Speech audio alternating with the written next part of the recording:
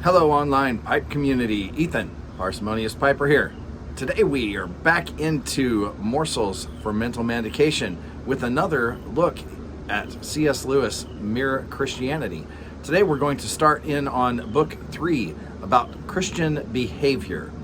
But first, in a rather large 2-star pipe by Lee Billiard, I have a big bowl of Emerson Southern Forged Mountaineer's Resolve. We'll talk about that a little more tomorrow. Big bowl, taking me a little effort to keep it lit.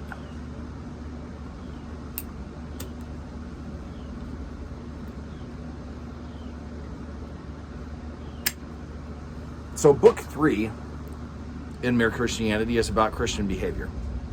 And this first chapter gives a brief overview of the 3 parts of morality. Lewis discusses 3 aspects to morality. Doesn't mean they're the only 3. They're the 3 that we're going to talk about. And the first one is one that we have really hit on quite a bit already. And that is morality in between people. The way we behave toward each other. In human interactions, we discussed very early on the existence of this fairly universal moral law that we find it mostly easy to agree on. It's wrong to cheat each other in business. It's wrong to lie to each other, things like that. That's the easy part. The harder part is getting that lined up with the other 2 parts. Lewis uses a couple of analogies that I think are pretty good, which shouldn't be surprising. He's a pretty good writer. The one I really like, though, is his idea of this flotilla of ships. Now, if you have a fleet, it would be a bad thing if the ships are running into each other. That is external behavior, interactions between people.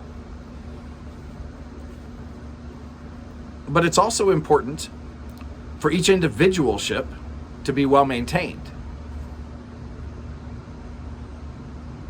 If a ship is not well maintained, eventually it's going to lose steerage and it's going to crash into the other ships. And likewise, a human who is not internally morally maintained, whose moral house is not in order, is eventually going to crash into other humans.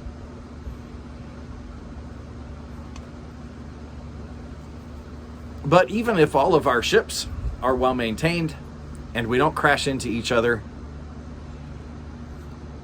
and we all float in the same direction, we could wind up going to the wrong port if we're not following the captain. And this is where the notion of Christian morality comes in, is in these second 2 parts. It's relatively easy for us to agree that our interactions with each other should be bound by some sort of a moral code.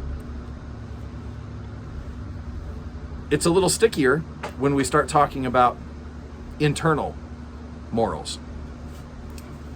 The argument sometimes being made, well, if I'm not hurting anyone else, as we shall see, just because you're not hurting anyone else right now doesn't mean that eventually a wrong internal moral compass won't have impacts on other people.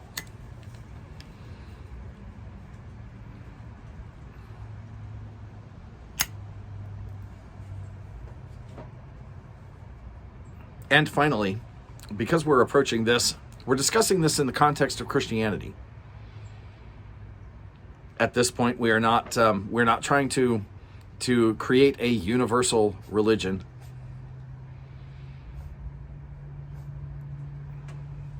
And Lewis points out that if Christianity is correct, then humans are not just finite beings. And the time that we spend on earth is a fraction of our total time.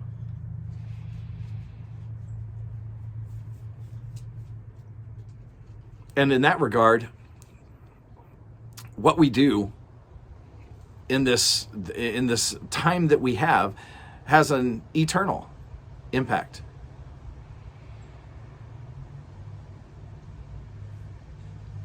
If Christians are wrong and our lifespan of 70 or so years is all there is, then the individual is not nearly as important.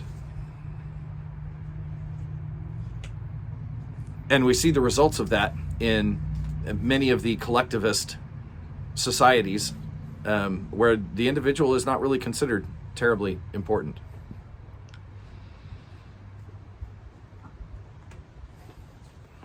But the Christian viewpoint is that this captain that should be guiding each of our ships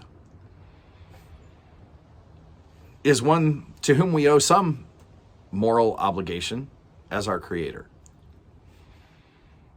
And it is this context that will guide the discussion of the next few chapters in this book. With that, today's a light topic, not going deep. We'll start doing a little more of that in the coming weeks. Light something that you like. Light it in a great big bowl. Enjoy your afternoon.